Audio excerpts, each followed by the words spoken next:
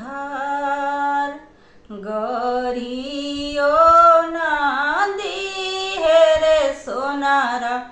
गजमोतीहार हारावा पहिर से जनकी बेटी मारावा भइली खार घोरावा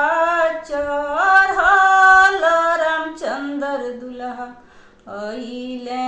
मुसुकात घोरावा चढ़ल रामचंद्र दुल्हा अइले मुसुकात आपना सोरावा कौन भैया सोने छुरिए खार हमारा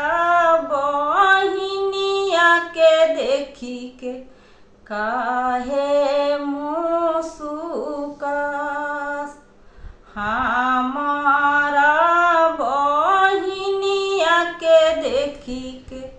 काहे मुसुकास